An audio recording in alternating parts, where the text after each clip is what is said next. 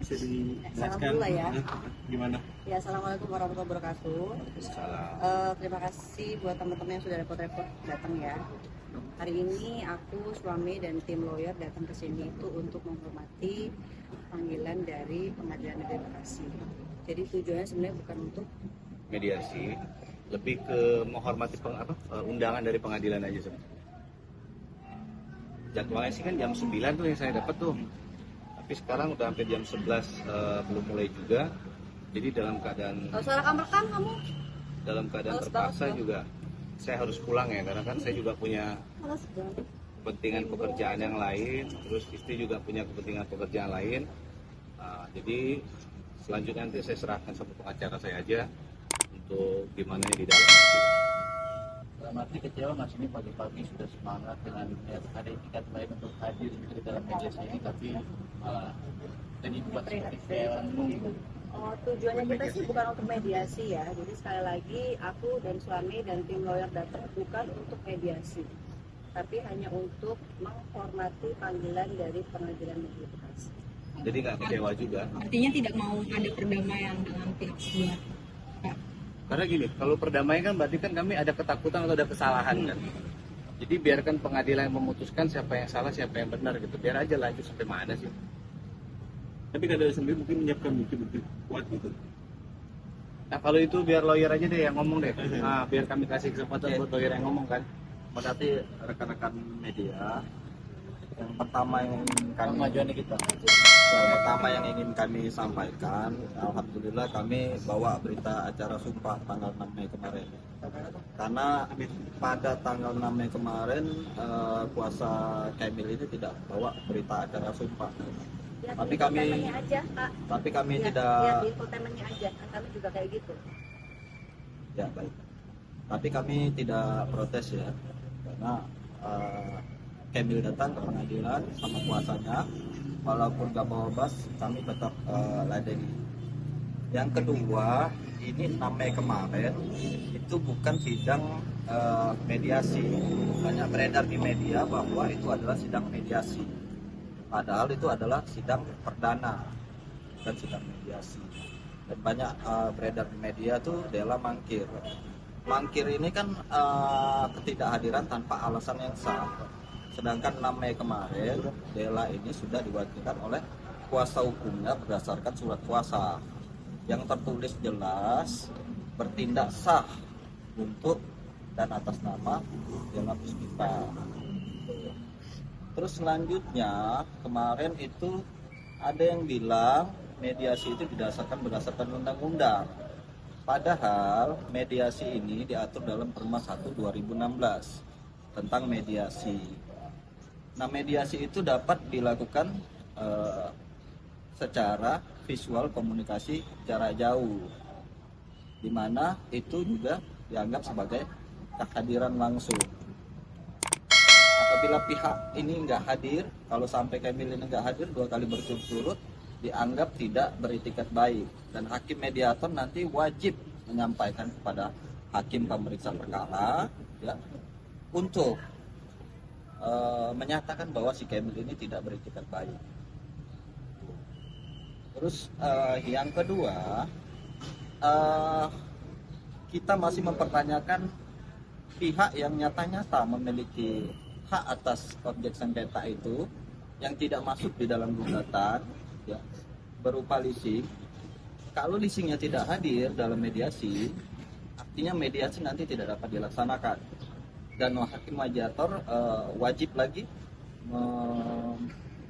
melaporkan pada hakim pemeriksa perkara bahwa mediasi tidak dapat dilaksanakan. Seperti itu. Untuk agenda selanjutnya kita nanti pembacaan gugatan, kalau ada perubahan, terus nanti jawaban ini kami tidak bisa berkomentar lebih lanjut. Nanti setelah jawaban kami akan berkomentar lebih lanjut karena masuk materi pokok perkara. Yang pasti kami yakin bahwa gugatan si Kamil ini ya, nantinya akan ditolak atau setidaknya tidak diterima oleh pengadilan dengan alasan hukum yang kuat. Terima kasih Pak Mika.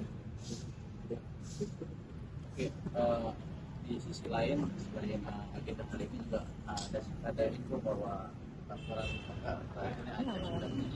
perdamaian nikah. Lawyer aja yang jawab lah. Karena kalau gue yang jawab nanti ini lagi diserangnya secara personal, padahal males. Kita objektif aja ya, secara kitab undang-undang hukum acara pidana, seseorang ditetapkan tersangka itu berarti telah cukup buktinya bahwa diduga telah melakukan tindakan penipuan dan penggelapan. Sudah cukup bukti. Perkapan mungkin ditangkapnya? Informasi itu kemarin, dan informasinya ini bahwa si PA ini sedang dibantarkan di Rumah Sakit Polri Kramat Jati karena ada alasan sakit yang menular. Kalau Kak Dela sendiri mungkin lega nggak akhirnya? Ya yang pasti aku alhamdulillah bersyukur. Ini kan sebagai pembuktian bahwa memang betul apa yang aku sampaikan selama ini, bahwa aku merasa dibohongin sama mantan temen aku ya, itu memang sudah paling enggak dari sisi kepolisian sudah terbukti bahwa memang dia melakukan hal itu. Tinggal kita tunggu aja apakah nanti berapa lama nih, kepengennya aku ya, penasaran banget, pengen tahu sih berapa lama Aca ini bisa mendapatkan hukuman segala macam perbuatannya, karena akibat dari perbuatannya ini kan berangkat kemana-mana tuh, ya kan, yang seharusnya hal-hal yang tidak perlu terjadi dan diberitakan secara berlebihan sama orang yang tidak bertanggung jawab itu kan jadi kayak diolah-olah gitu kan. Jadi pengennya aku cepet divonis, Acanya udah selesai, aku kayak bisa hidup tenang, bisa nggak kayak gini-gini kan. Capek juga loh muncul berita di infotainment. Sekali lagi kita bukan artis infotainment ya. Jadi kayaknya udahlah, capek. Aku kan cuti berkarir tuh memang bener-bener kepengen off dari dunia layar kaca. Jadi kayak kemarin tuh aku off dari kerjaan aku, kok malah muncul di infotainment, kayaknya nggak lucu aja. Berarti kadang untuk hari ini kan benar-benar ketemu, aku maksudnya untuk ya langsung ketemu nanti dengan pihak lawan gitu, apa langsung pulang nantinya? Pulang saya, jam 11 saya pulang karena saya juga ada kerjaan, istri juga ada kerjaan, terus saya anak juga di rumah nggak ada yang jagain kan. Jadi kami bagi waktu aja jam 9 sampai jam 11 saya menghormati panggilan pengadilan. Kedua jam saya nunggu juga nggak ada kejelasan, ya udah saya pulang. Jadi mediasi itu di pasal 6 ayat 2 Perma 1 2016, mediasi dengan visual jarak jauh itu dapat dianggap sebagai kehadiran langsung. Mbak Dela, karena ini kan awalnya kasus umroh gitu, Mbak Dela sendiri ketika tapi pada akhirnya Mbak sendiri yang digugat, itu gimana mungkin Mbak Dela menyangka maksudnya? Suka ngomongin gua nih. Enggak sih, sebenarnya gini, kalau saya 2 hari lalu baca berita ya, enggak, saya baca berita, jadi lawyernya si kawan itu Kapolri aja digugat. Nah, Kapolri aja digugat, apalagi cuma saya sama Dela ya. Pas saya, oh ya udahlah gitu. Dan anehnya untuk di kasus perdata ini dia sebagai pembela Kemil dan penggugat Aca. Tapi kemarin di Polres Bekasi dia sebagai pembela Aca. Dia hadir informasinya, tapi nggak tahu pastinya. Dia bilang dia kuasa hukumnya Aca. Artinya saya di sini bertanya-tanya dalam diri saya pribadi. Di pengadilan perdata dia menggugat Aca, tapi di Polres Bekasi dia ngebela Aca. Nah ini saya nggak paham nih maksud tujuannya seperti apa. Tapi betul atau tidaknya itu tanyakan sendiri sama siapa bapak itu namanya, saya juga lupa. Nah, sama dia lah pokoknya kan. Jadi apa maksud tujuan maunya dia? Di sini dia ngebela Kemil, ngegugat Aca, tapi di sana dia ngebela Aca. Nah, ini saya tanda tanya nih, apa sih sebetulnya? Nah, kurang lebih. Ya, kalau saya secara pribadi sih saya ikuti aja lah mau gimana prosesnya nanti. Toh di sini saya dirugikan, ya saya ditipu. Kemudian kalau saya ini digugat ya nggak apa-apa lah, namanya orang mungkin lagi ada butuh apa kan dia mau gugat, silakan aja kan. Toh kita juga punya teman-teman lawyer juga. Gitu.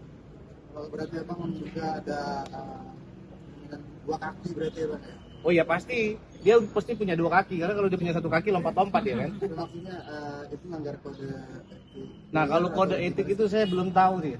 Pak pengacara mungkin yang tahu. Kira-kira itu ada kode etiknya nggak? Saya nggak paham. Kalau sesuai Undang-Undang Nomor 18 Tahun 2003 tentang advokat, advokat tersebut harus mundur apabila ada konflik kepentingan. Di satu sisi dia menggugat, di satu sisi dia membela. Secara normatifnya seperti itu. Itu adalah kode etik advokat. Kecuali kalau kasusnya berbeda ya. Ini kan kasusnya nyambung nih. Acak nipu gue, dia ngasih mobil Kemil gitu kan. Tiba-tiba si Kemil ngegugat gue. Nah ini nih agak tanda tanya. Yang ya silakan masyarakat berpikir lah ya. Apa maksud dan tujuannya gitu. Tapi udah sempat bertemu dengan pihak Kemil sendiri. Saya nggak pengen ketemu. Saya nggak kepengen ketemu dan nggak mau ketemu gitu. Jadi apa ya. Lebih baik ketemu sama yang lebih penting lah daripada urusan kayak begini. Ntar jadi sinetron jurus ketiga. Iya. Sama dan Fadela ini sebelumnya pihak penggugat kan selalu mengemborkan perihal kenapa mobilnya alat pembuangan malah dititipkan ke Polres Bekasi. Mungkin klarifikasi seperti apa sih? Ya, kenapa dia nggak mau lapor polisi awalnya? Jadi gini, waktu itu memang mobil itu masih ada sama kita karena saya menunggu. Dia membawa BPKB. BPKB itu kan artinya bukti pemilikan kendaraan bermotor. Atau dia lapor polisi. Karena setahu saya secara aturan, ketika orang membuat laporan polisi itu kan harus menunjukkan BPKB. Andai pun dia tidak mampu menunjukkan BPKB, dia membuktikan surat dari leasing. Nah, pada saat dia minta mobil ke saya, dia nggak bisa lapor polisi dan dia juga tidak bisa menunjukkan BPKB. Waktu dia somasi di TV, saya tunggu dia ngomong apa. Pas ketika dia ternyata dia nyerang saya, ya udah besoknya mobil saya serahin ke polisi. Saya bilang ini bagian, ini bagian dari tipu dayanya dia ke saya. Kenapa? Karena dia meyakinkan saya ini mobil sepupu saya nih. Kamu pegang dulu, nanti seminggu 2 minggu saya ada duit, baru saya bayar uang kamu, saya ambil mobilnya.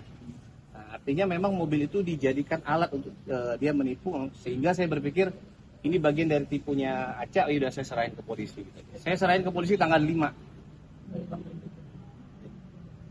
Penyerahan kepada polisi itu adalah salah satu ciri itikat baik yang dimiliki oleh mantan Bela. Sebab ciri itikat baik itu adalah teliti dan hati-hati. Dia meneliti mobil ini milik siapa, dan bisa mengakses itu, yang bisa melihat itu milik siapa adalah aparat penegak hukum. Maka ini diserahkan ke polisi. Jadi setelah secara teliti dan hati-hati mereka ini, makanya dia beritikat baik sebetulnya dan patut dilindungi oleh hukum. Itu akibat hukumnya. Udah teman-teman. Mas, makasih ya. Makasih banyak ya. Kami minta izin pulang pamit. Selanjutnya lawyer kami nunggu di sini. Ada foto ya. Foto dulu. Foto rame-rame. Foto rame-rame buat apa tuh namanya? Buat background, wallpaper. Sebelah sini dulu boleh Kak Dela. 1, 2, 3, 1, 2, 3.